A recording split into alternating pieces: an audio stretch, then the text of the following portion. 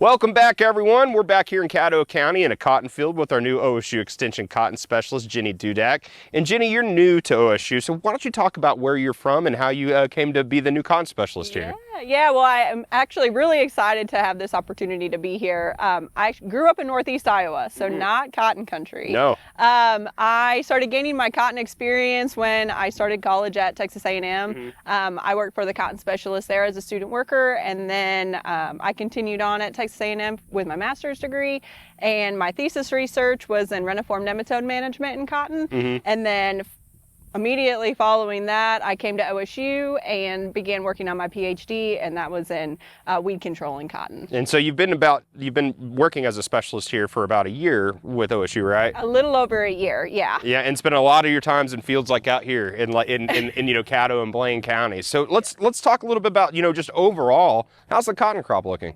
Overall this year, I would say our cotton crop is looking really well. Especially comparing it to the last few years that we've had with the severe drought that Oklahoma has faced.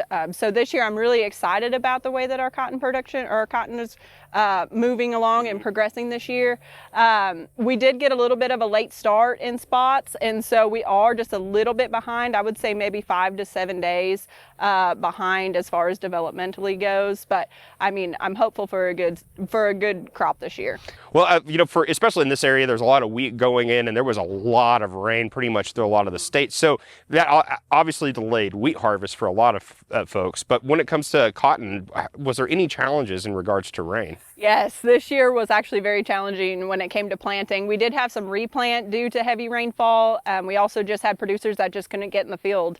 Once we got warm enough to start putting cotton in the ground, that's when it really started raining in spots. And so, there were some challenges and then some replant situations. So that cotton that was replanted is also a little bit later than what we would normally see. And what about the heat? The heat units, we were kind of cool. I would say relatively cool starting off the beginning of the season.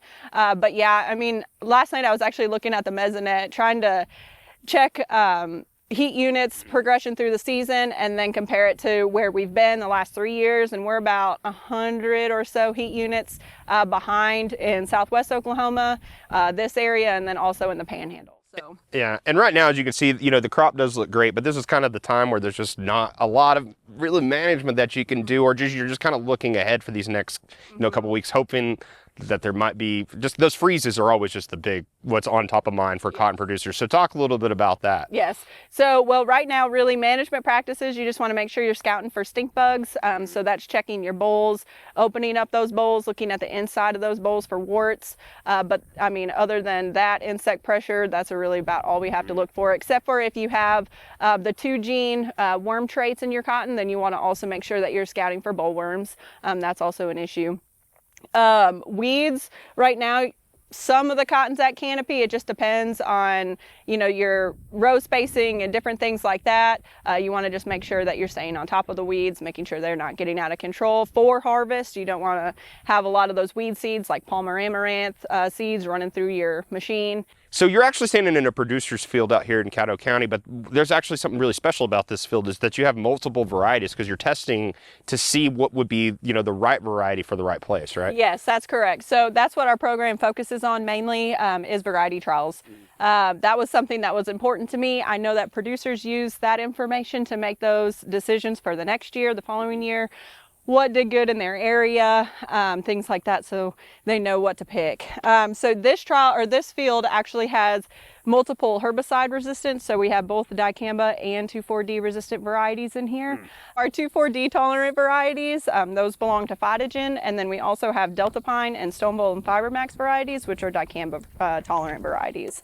And so one thing that I wanted to really point out here is we do have some of the Phytogen E1 varieties, which are non-Roundup tolerant. So that is actually something that Phytogen has come out with alone. They are saying that it offers, or they're going to charge less per bag of seed for that, just because if producers do have Roundup issues, Roundup resistant weed issues, then they can opt out of that Roundup technology and then pay a little bit less for that bag of seed. We also have a Thrive-On variety in here. So Thrive-On mainly focuses on pests, and that is thrips and tarnished plant bugs. And then the Stoneville and FiberMax varieties, those are what their trait package is AXTP. So the AX is actually their Accent Flex technology. So that is a corn herbicide that they integrated into cotton for resistance for that, to add another technology for folks to use. It works really well on morning glory, pigweed, things like that. Yeah. The seed is available, but the herbicide is not yet. And so they're working on getting that label for the herbicide. But we are evaluating that, looking at different growth measurements, and then at the end of the season, we'll look at yield as well. And all this is just, to help the producer for decisions when it comes to next year's planting. That's correct. Yep. So I will go ahead and I will collect all of the yield information.